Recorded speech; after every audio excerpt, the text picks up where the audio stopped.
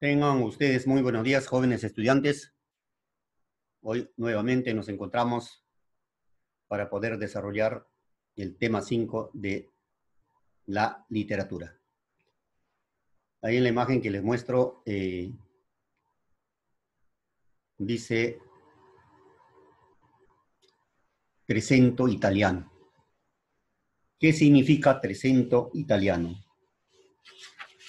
Se refiere al siglo XIV, siglo XIV, en donde había contradicciones ideológicas, ya que algunos artistas amenazaban al pueblo con las penas del infierno, mientras que otros, como los seguidores de Asís, predicaban la misericordia divina. Por ello, los artistas se dividieron. Para algunos, los temas seguían siendo el juicio final, y para otros, el Cristo Redentor. Entonces, eso era el Trecento italiano, en donde había en esa época, contradicciones de las ideas entre dos grupos, ¿no? Unos que seguían eh, el mandato divino y otros no, ¿no? Entonces, eso se trata el Trecento italiano. Pero para que se den cuenta más o clarificar las ideas sobre este tema, vamos a ver en sí el significado o el concepto. La aparición de los famosos poetas de la religión toscana, en donde la mujer es considerada como la obra perfecta de la creación divina, colocada entre el límite entre lo humano y lo celestial, puesto que lleva en sí más que cualquier otra criatura la imagen de Dios creador. Así pues, toda esta tensión espiritual y poética sirve para expresar el refinamiento intelectual, moral y artístico de un grupo de hombres cultos que dentro del marco social y cultural de la ciudad aspiraban a un ennoblecimiento, a una distinción o distinción situada por encima de las clases sociales y que marcaba una nueva aristocracia espiritual de la cultura, de la literatura, en particular de la nueva organización ciudadana, ¿no? Entonces, esa era la esencia del Trecento italiano, ver una mujer, ¿no?, por el lado humano y celestial. Consideraban a la mujer como una criatura de imagen de Dios, ¿no? Pero habían otros grupos que no se lo trataban como viendo por el aspecto, por ejemplo, sexual. Entonces, ¿quiénes eran los representantes del Trecento italiano? Dante Alighieri con su obra La Divina Comedia, ¿no? Luego, Francisco Petrarca, Cancioneros, son poemas. Giovanni Boccaccio, Decamerón. Y cada uno de ellos tenían su musa. Dante Alighieri tenía como musa Beatriz. Y Petrarca, Laura Noves. Y Boccaccio, María Aquino. Jóvenes, hablar de los tres representantes de este Trecento italiano es muy amplio, ¿no? Entonces nosotros hemos escogido solamente una. Para mí, el más sobresaliente, ¿no?, en donde nos muestra una obra de carácter mitológico, pero hecho a la realidad, si nosotros creemos en Dios y al momento de leer esta obra y de repente terminar de leer esta obra, ¿no? Solo nos llevará a pensar de que debemos comportarnos bien aquí en la tierra o mientras que estemos en la tierra. Dante Alighieri. También hablar de Dante Alighieri es muy amplio, ¿no? Es muy amplio. Nace en el año 1263, procedente de una familia noble, pero modesta, vinculada a las actividades del campo. Tuvo activa participación en la política y por ello fue desterrado de Florencia en el año de 1302. Murió fuera de su pueblo en 1321. Su producción literaria. Jóvenes, yo creo que, como dijo algún profesor, no interesa dónde nació y cuándo nació. No interesa cuál fue su vida. Lo que nos interesa es saber de su producción literaria. Nos debería interesar siquiera leer una obra de él, ¿no? Producción literaria, La vida nueva.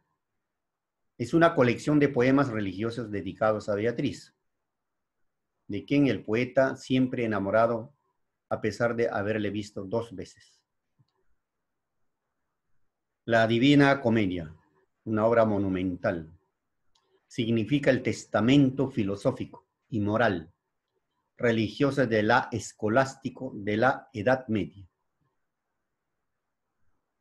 La obra aparece por primera vez con el nombre de comedia. Fue Boccaccio quien le puso el adjetivo divina. Luego escribió también rimas, epístolas, cancioneros, la monarquía de agua y tierra.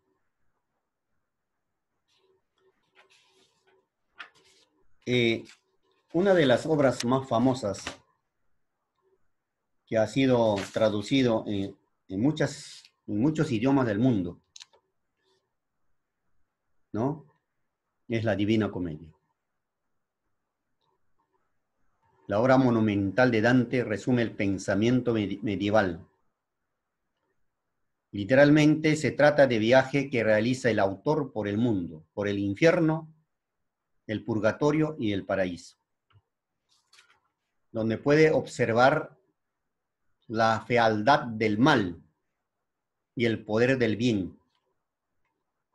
Comprende que una vez purificado, puede acercarse a Dios, comprenderlo y salvarse. Alegóricamente, es la vicisitud del alma humana que, extraviada, se salva con ayuda de la razón, Virgilio, y la fe de Beatriz. Moralmente enseña que qué fácil es perderse en el pecado, la selva. Qué difícil es salir de él por el peso de las pasiones. Entonces aquí nos dice todo, ¿no? Qué fácil es perderse. Qué fácil es salirse del buen camino para llegar, ¿no? Por el mal. Pero es difícil salir de él, ¿no es cierto? Divina Comedia está considerado como una obra alegórica. Ha sido estudiada desde su aparición hasta nuestros días por literatos, teólogos, filósofos y otros especialistas. Aparte de la belleza cristiana, de su musicalidad y de la profunda humanidad de sus personajes e historias, marca la consagración de la lengua toscana, origen del italiano moderno, como lengua literaria y además resume la visión del mundo y la sabiduría de la Edad Media, ¿no?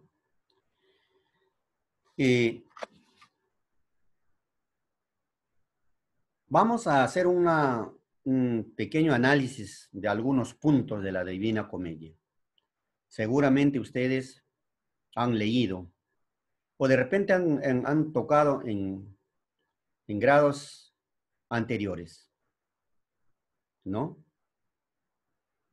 El tiempo que transcurre en la obra en la Edad Media entre 1307 y 1321 se produjo medioevo, que representa la madurez y el esplendor de la literatura medieval, ¿no?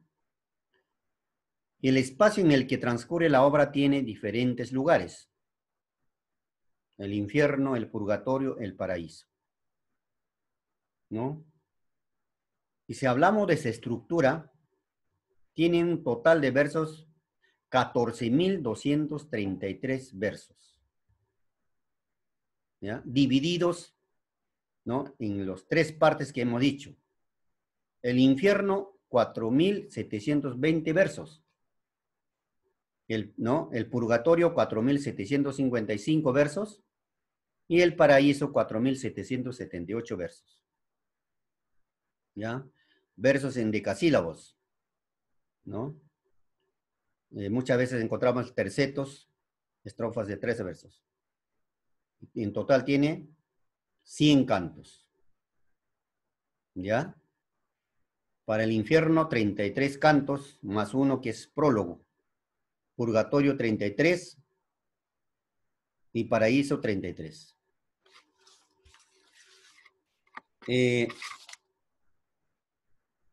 La obra gira en torno de 4 personajes, ¿no? A ver, disculpan, 3 sería. 3 personajes.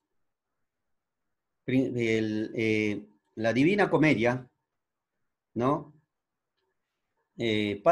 Aparte de eso, de los 3 personajes, desfilan un sinnúmero de personajes, ¿no? Nos hace recordar, por ejemplo, esta famosa obra, Don Quijote de la Mancha, ¿no? Un sinnúmero de personajes, ¿no? Como personas, animales, cosas que representan algo, ¿no? Entonces, pero, como vuelvo a recalcar, gira en 3 personajes principales: Dante, Beatriz y Virgilio. Dante es el hombre extraviado en una selva oscura, ¿no?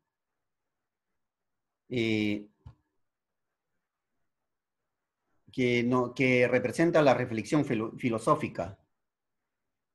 Beatriz representa la teología o la ciencia divina, ¿no?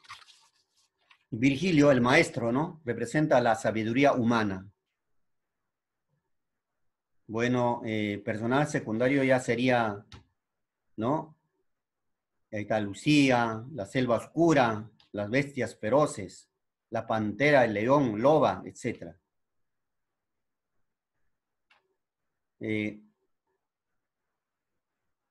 Hay diferentes aportes o bibliografías sobre por qué Dante partió su obra en 3, ¿no? El infierno, el purgatorio, el paraíso. Y ¿no?, cada parte también tiene su significado. El infierno significa la vida mundana, el mal, el vicio, los pecadores, es decir, la vida mundana acá en la tierra. El purgatorio es la vida contemplativa, ¿no?, donde están los monjes. El paraíso es la vida perfecta, donde se encuentran los santos, las almas, por ejemplo, bienaventuradas por la luz divina de Dios.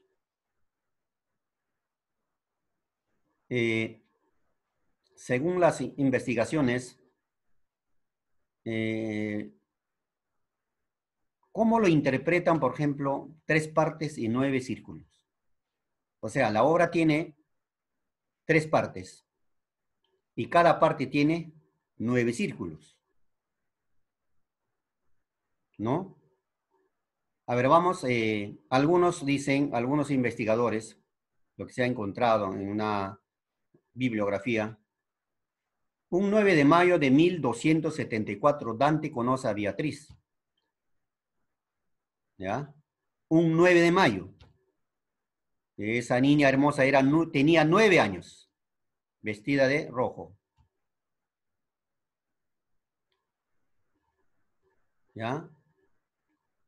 Y dedica su primera poesía a los 18 años, es decir, 9 años más. ¿Ya? En 1283 ve por segunda vez a Beatriz vestida de blanco, después de 9 años. Y según algunos estudios, Dante vio a Beatriz 3 veces. Por ello, dividió a su obra en 3 partes. Y cada parte en 9 círculos.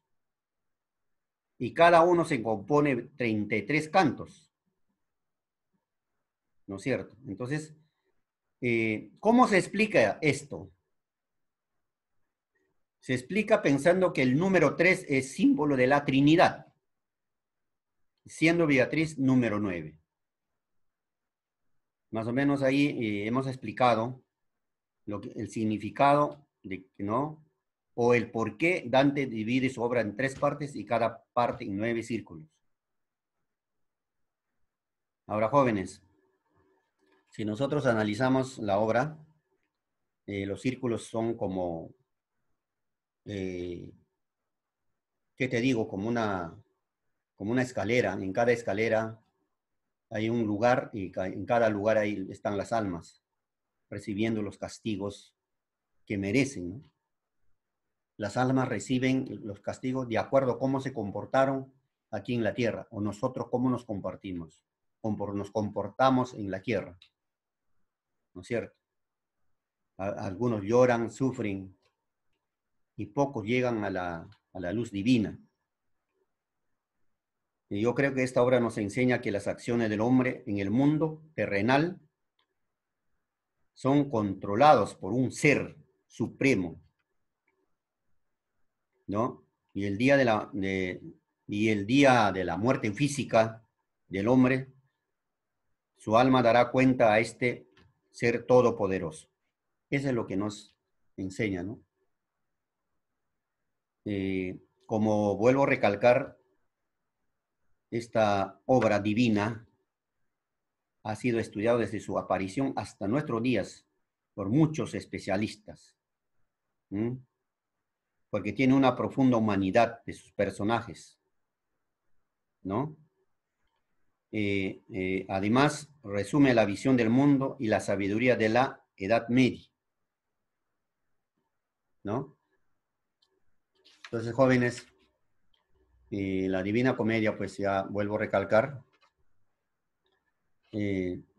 literalmente trata del viaje que realiza el autor por infierno purgatorio, ¿no es cierto?